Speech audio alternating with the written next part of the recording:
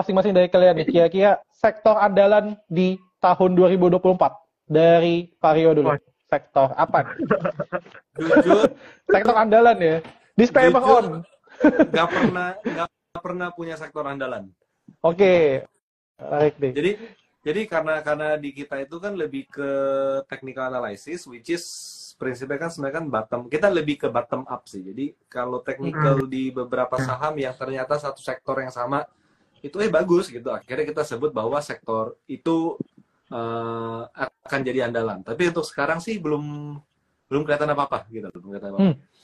Jadi kita lebih prefer bottom up dibandingkan top down. Karena kalau top down itu nganalisanya terlalu menjelimet, akhirnya ngitung waktu juga gitu kita kan. Jadi untuk sementara sih tahun depan belum ada sektor andalan. Tapi gimana yang perlu kalau top bottom lebih ribet. Nah. Iya, kalau top down itu bagi saya lebih ribet, Pak. Oh, kalau bottom up itu technical. Nah, kalau top bottom, kalau top down ya technical juga bisa. Cuman pada dasarnya gini. Karena saham yang menggerakkan sektor, karena saham yang gerakin ISG, jadi saya lebih prefer nganalisa sahamnya aja. Nanti ketahuan, oh sektor ini bagus. Daripada kita nganalisa ISG, lalu sektoral, ini versi saya ya, baru kita cari sahamnya. Jadi saya lebih senang langsung directly apa yang bisa bikin kita profit, sahamnya apa. Oh ternyata banyak di saham tambang nih semuanya gitu kan. Oh ya udah, artinya sektor tambang lagi bagus. Jadi untuk sekarang sih belum ketemu ya, maksudnya belum ada yang sangat meyakinkan gitu. Oke, saya kasih pertanyaan iseng. 1 menit. Waduh, gawat juga. Salah ngomong di Vario. Jadi itu saya moderator. Ini kalau kata Thailand ini mind blowing kali ya. Jadi data yang menyebabkan harga bergerak, apa teknikal yang menyebabkan hasilnya data? Oh, data. Apakah data sebagai sebab? Apakah data sebagai sebab atau data sebagai akibat? Data apa, Pak? Many kind. Kan kita bicara fundamental ya, data fundamental ya. Jadi data fundamental ini sebagai sebab atau sebagai akibat? Pasti semua orang bilang itu sebagai akibat. Sebagai sebab. Data saya agak nggak connect di sana. Tapi gini. Misalnya nih. Mengakibatkan technical. Di sana. Nah, Buyer dan seller market action itu mengakibatkan technical yang terbentuk. Bukan kebalik, technical membentuk buyer dan seller. Oke. Technical membentuk buyer dan seller, yes, saya setuju, Pak. Oke. Ini ada 2 versi ya. Ini ada 2 versi. Ini menarik nih. Ini ada 2 versi. Jadi versi pertama adalah technical memunculkan buyer dan seller. Itu yes, itu setuju. Itu di sana. Karena ada trader yang lagi di support dia beli, trader yang lagi di resist dia jual. Tapi kalau kita lihat big picture-nya, trader itu kan sizing-nya beda dengan institusi, Pak. Itu di sana.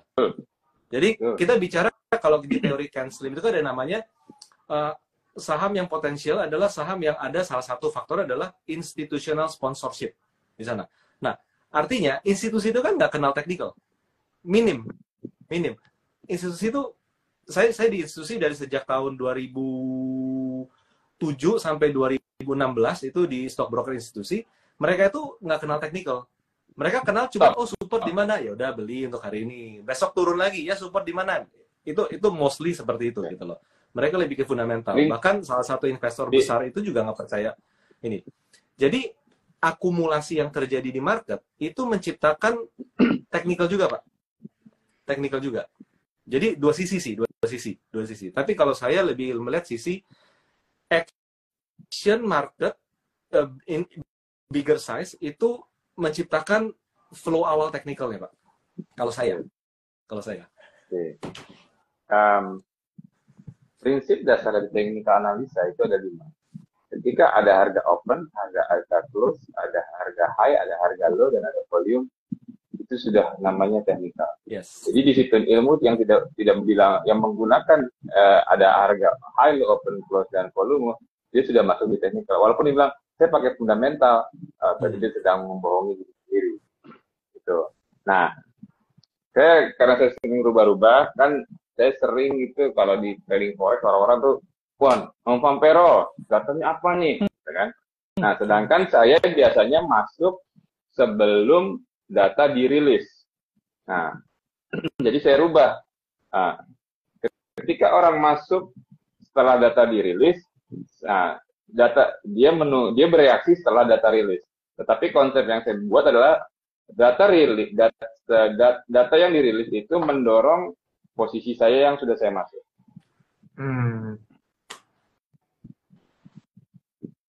Gitu. Makanya saya bilang data itu dijadikan sebab atau akibat, gitu kan? Biasanya kan sebagai akibat, ya kan? Akibat ini jadi naik. Nah, kalau saya sebagai sebab, kenapa? Misalnya sebelum data dirilis saya udah masuk, karena saya udah direction dia kemana naik atau turun. Nah, ketika data rilis, posisi saya ini terdorong oleh data tersebut.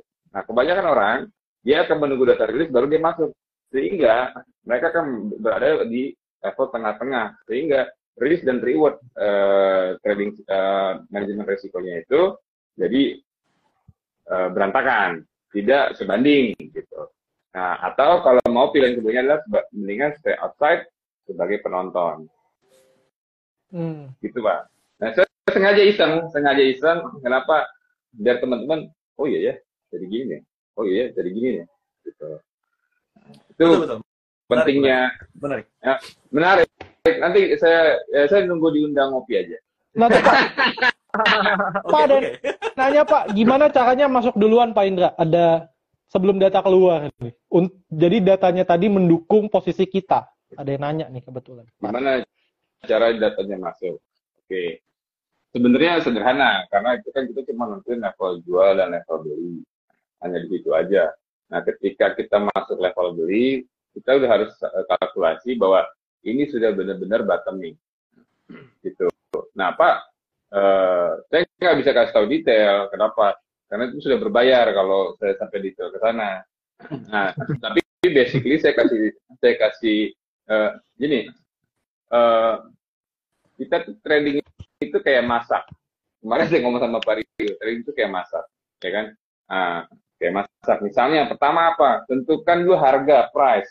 Price di mana? Di resisten apa di support? Support 1 atau support 2? Ya, berarti itu kita lagi masukin minyak goreng. Ya kan? Ternyata kita lagi pakai indikator, ternyata dia mau melakukan golden cross. Nah, kalau misalnya tadi apa namanya nunggu crossing, biasanya kan orang nunggu crossing nih, wah ini crossing nih, gitu kan. Nah, karena saya kontrarin, saya nggak nunggu crossing. Kenapa? Karena menurut saya ketika crossing sudah terjadi, sedangkan saya mau masuk sebelum terjadi. Gimana Pak? Saya udah ukur, berarti resiko saya terbatas. Kalau jatuh gimana? Jatuh banyak Pak ya, tapi kan terbatas bisa kartu. Tapi ketika kalkulasi risk and reward, upside-nya akan lebih banyak dibandingkan downside-nya, gitu. Nah, jadi gimana cara masuknya? Biasanya itu udah jadi ramuan, ya kan? Nah, ada namanya signal yang paling kuat di technical analysis, signalnya apa? Nah, lalu di support, tahu-tahu ada candlestick yang ngasih gambarnya rebound atau reversal bullish, gitu kan?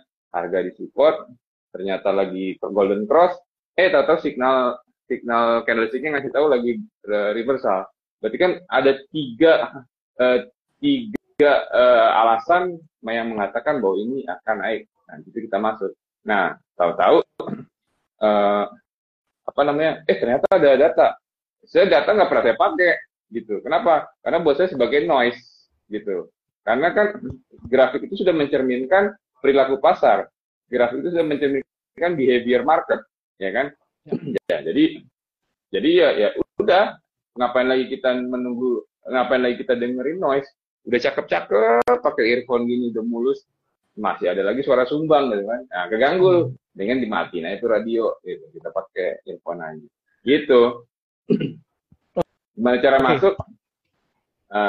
Kita hitung, ya. Kayak misalnya, kenapa saya bisa bicara indeks atau ISG potensinya bullish? Karena berdasarkan kalkulasi, momentum bear-nya sudah habis. Bear-nya sudah mulai habis. Misal, Pak, ini Misal nih, sederhana gini caranya, sederhananya. Misal ya, volume bear-nya misalnya di bear sini dia turun, tapi beruangnya itu misalnya ada 10 beruang. Bullnya hanya ada 5. Lalu di candle kedua, dia turun lagi, lebih turun. Tetapi beruangnya hanya 5. Bantengnya ada 10. Berarti kan itu terlihat. Walaupun dia melemah, tetapi orang kan yang sering dihitung itu adalah berkurangnya momentum naik. Kan tinggal dibalik, momentum turun juga kita rubah dengan tujuan untuk mengukur naik.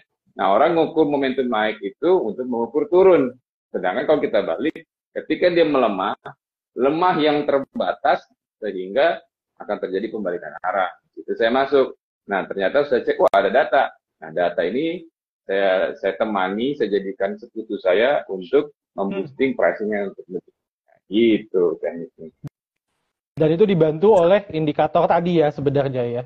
Ada hint-hintnya yang kelihatan dari indikator secara tidak langsung, benar ya Pak ya?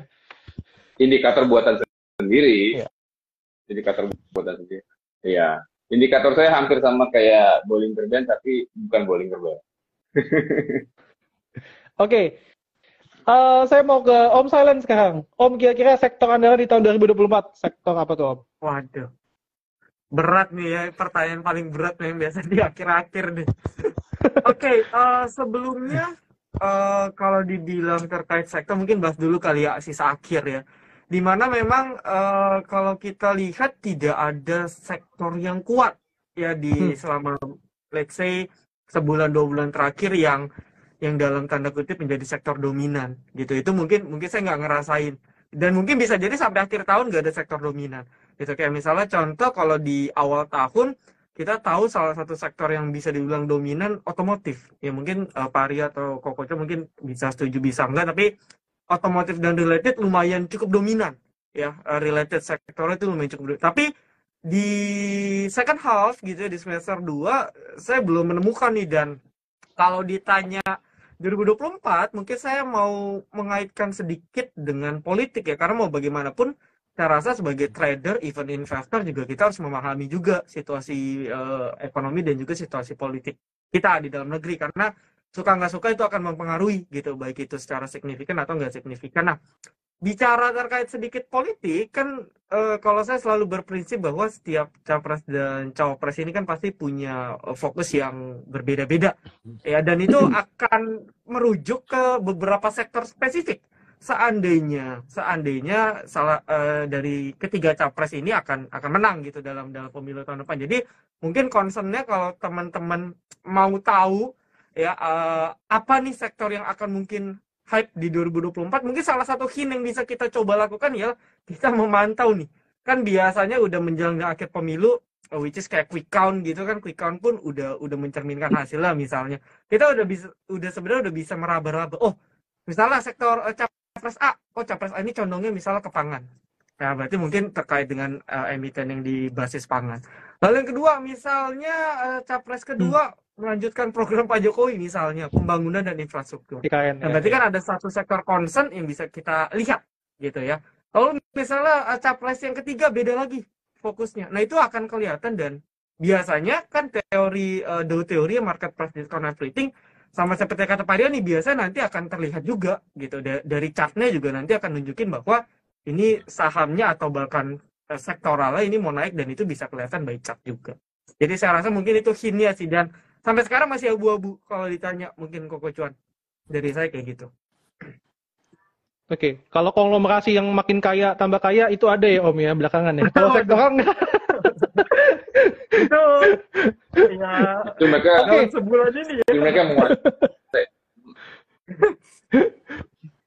Oke, saya ke Pak Indra Pak. Kira-kira boleh dong Pak kasih hint kayak semacam petunjuk lah ya. Kira-kira sektor apa nih yang bakal perform di tahun 2024 menurut analisa Pak Indra? Ada nggak? Karena kan kata Pak Indra tahun 2024 bakal bullish nih, gitu ya. Dan berdasarkan data juga seperti itu.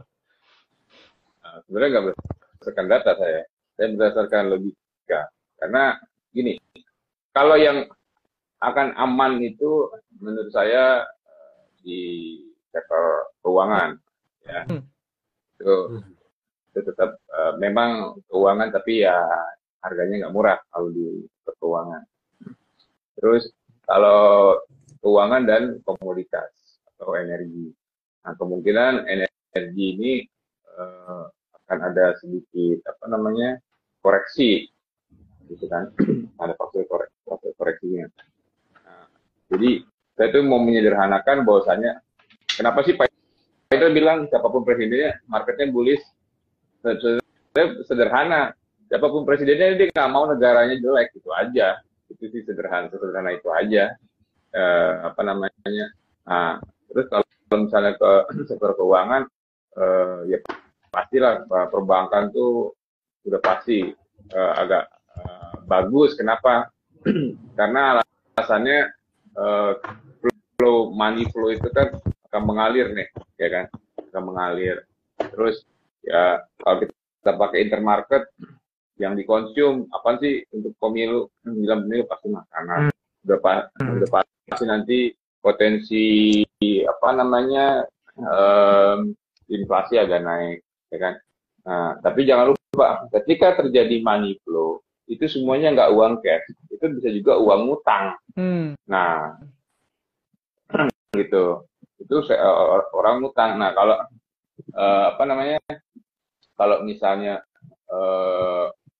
seperti itu kan akan terjadi sesuatu yang macet, tidak mulus gitu. Nah, baru itu tadilah gunanya TA.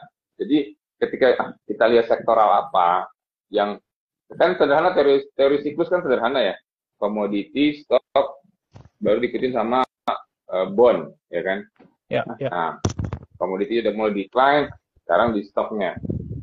Kalau tadi kayak dibilang melanjutkan pembangunan IKN, infrastruktur, nyatanya juga itu perusahaan-perusahaan yang di infrastruktur masih pada ngutang semua, belum dibayar tuh.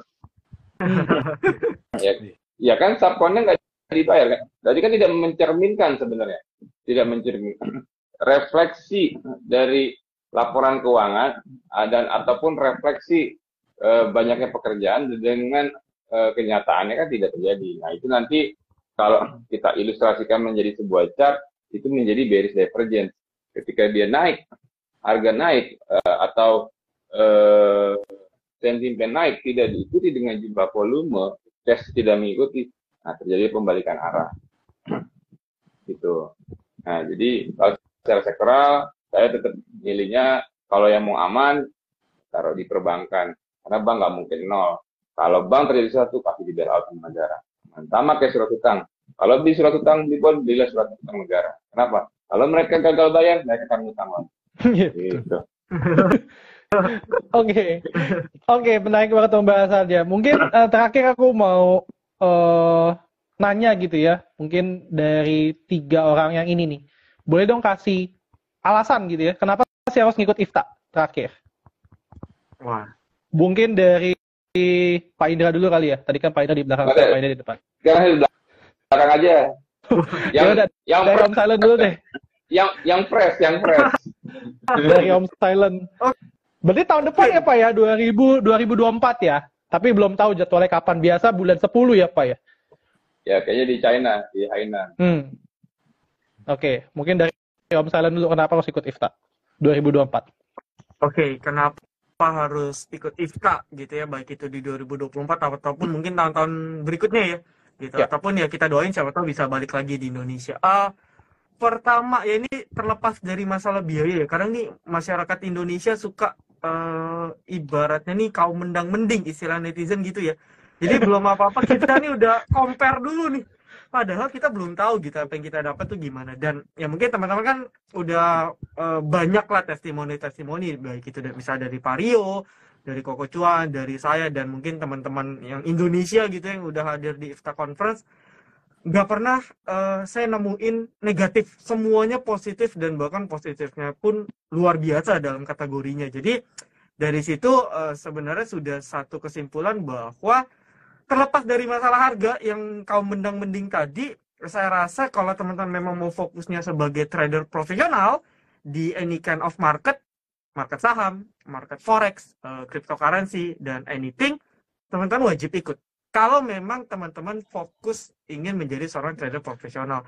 Tapi kalau teman-temannya masih tidak memiliki motivasi gitu ya, masih dalam tanda kutip mungkin belum tahu nih jati diri saya ini investor atau trader sih, ya mungkin bisa dipertimbangin. Tapi kalau teman-teman serius udah tahu nih, oke, pasar modal ini sesuatu yang bagus, sesuatu yang bisa menghasilkan uang untuk saya di kemudian hari, teman-teman ikut gitu. Mungkin itu aja sih dari saya sih, Koko Cuan.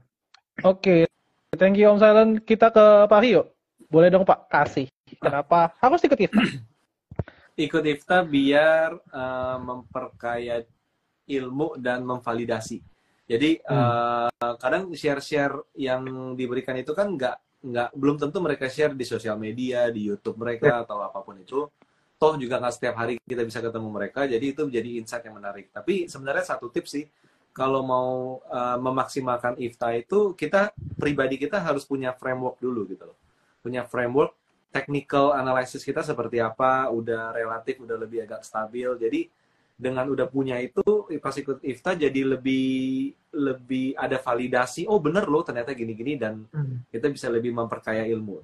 Jadi jangan sampai bener-bener kosong gitu. Jadi ya pakailah waktu setahun depan gitu, misalnya ada IFTA ikutan, tapi ya tahun ini matengin dimatengin dulu sesuatu model analisa, dan itu akan bermanfaat banget sih. Oke, thank you Pak Rio. Terakhir dari Pak Indra, kenapa Pak kita harus ngikut IFTA? Wah. Karena ada saya di sana sebagai board of director.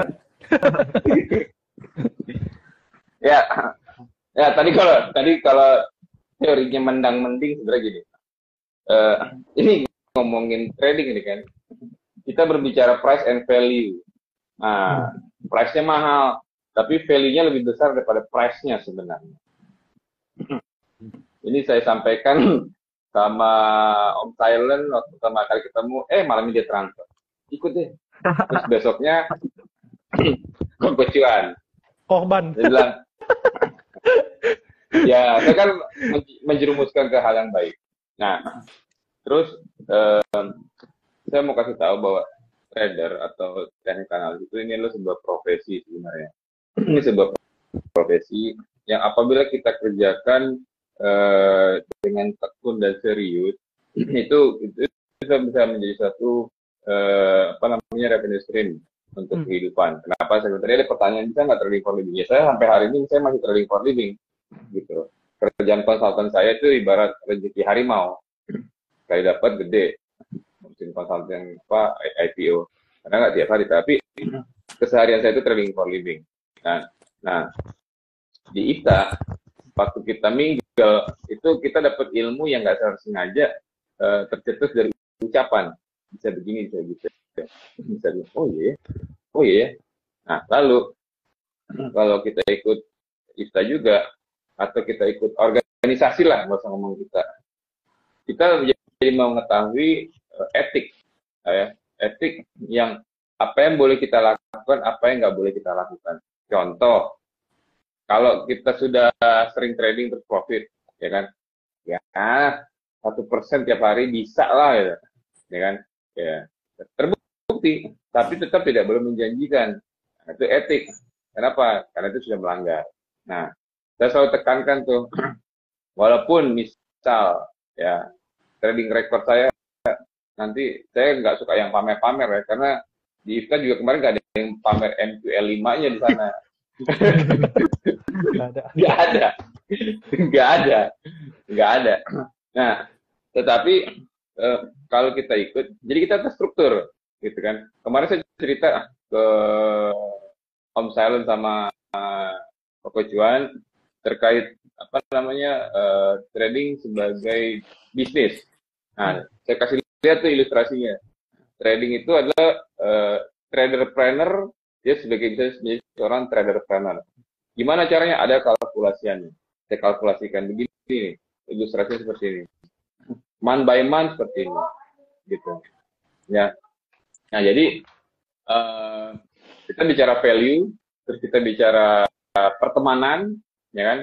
Karena saya bersyukur bisa dapat teman 3 nih gara-gara IFTA Conference nih. Saya bisa kenal sama Koko Cuan, saya bisa teman sama Om Silent, mungkin berguru sama Pak Rio.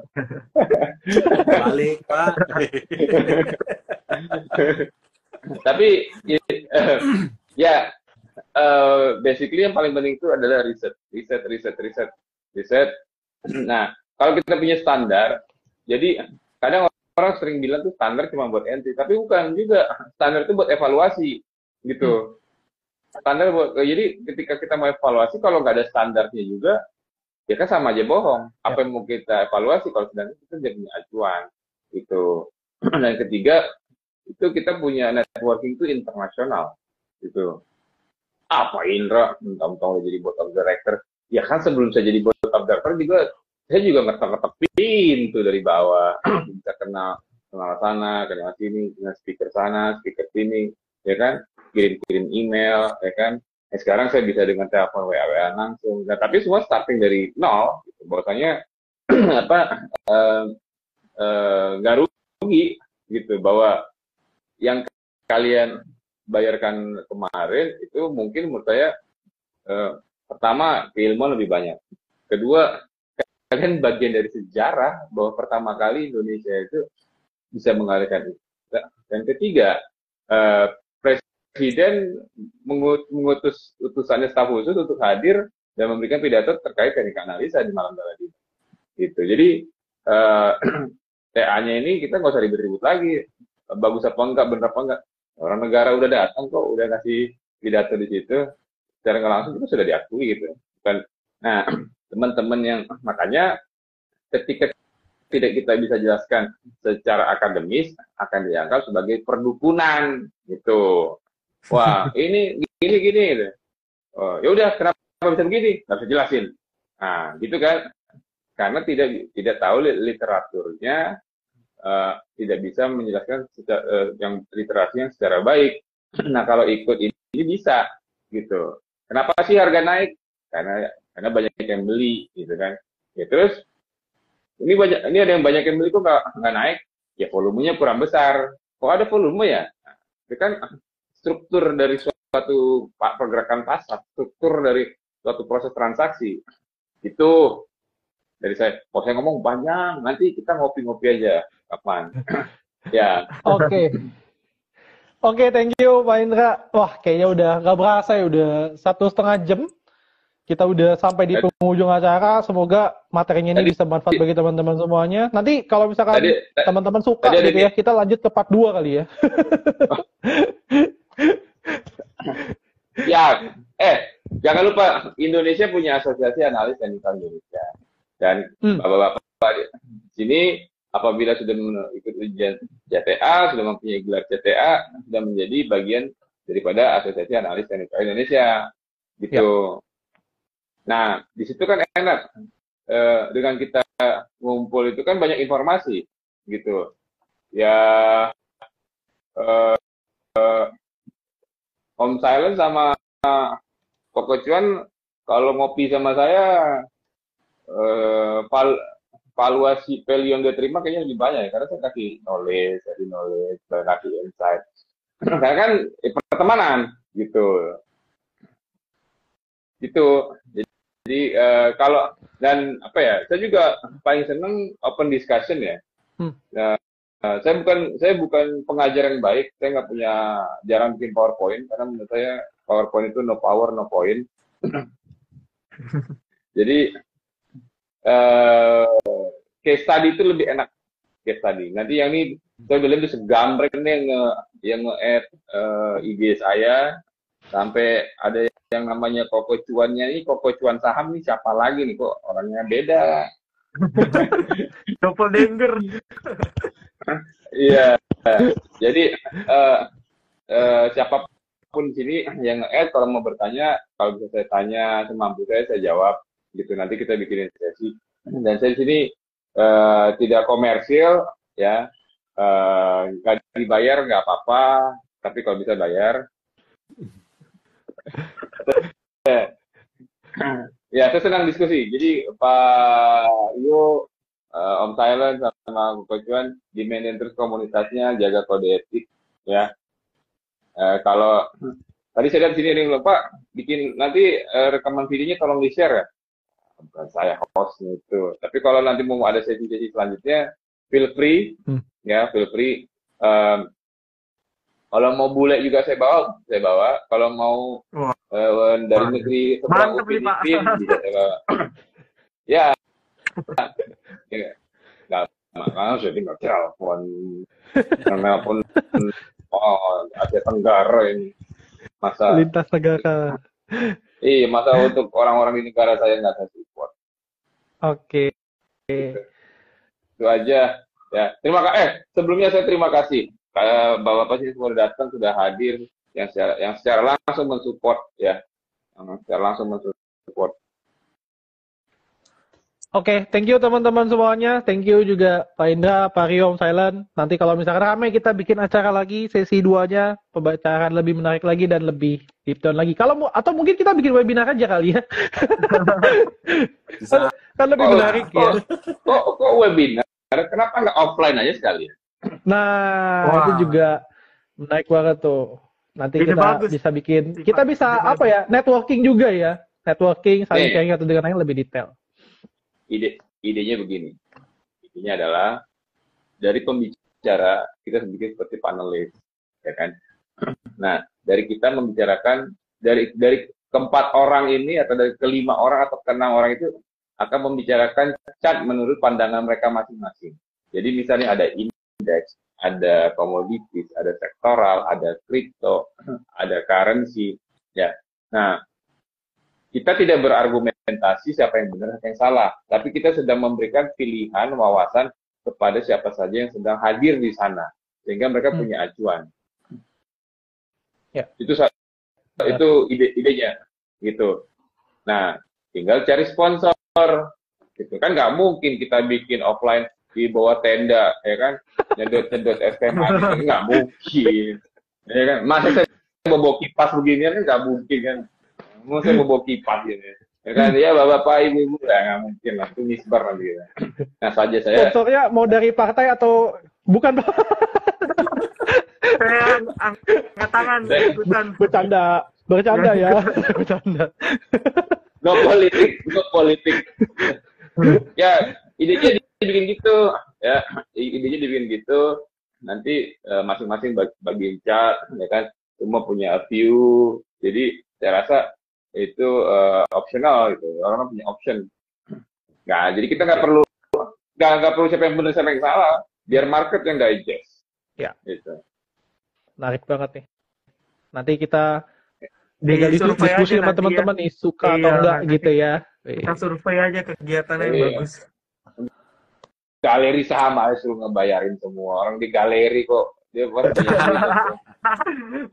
dia. Ini bagus Pak, ini bagus. Iya, gitu. Kita bikin per kuartal, ya kan? Per kuartal, ya kan? Jadi habis bicara review. Pak, kenapa sih nggak bikinnya per semester atau per tahun?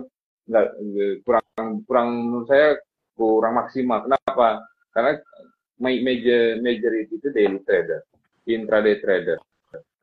Kalau pakai yang kejauhan, takutnya modalnya nggak cukup keburu habis. Sedangkan ini kan basisnya kan kayak per minggu transaksi, per hari transaksi, gitu.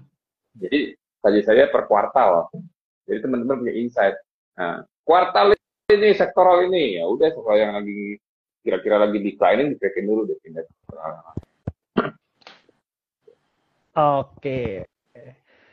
Oke, mungkin kita akhir aja ya sesinya. Thank you teman-teman semua yang sudah hadir. Thank you juga kepada narasumber yang sudah hadir. Sorry kalau misalkan ada salah-salah kata dan juga mungkin kelamaan ya. Nanti akan aku save. Jadi kalau misalkan teman-teman mau nonton ulang, monggo feel free bisa di pause sesuka hati. Kalau misalkan secara bahasa teknisnya, aduh, Adi bahasa dari mana ya? Bisa sambil di pause dan diulang lagi, dicari di internet ya referensinya. Oke. Thank you teman-teman semuanya dan sampai jumpa di sesi selanjutnya ya guys. Bye-bye. Thank you Pak Indra. Thank you Pak Rio. Thank you. Thank you.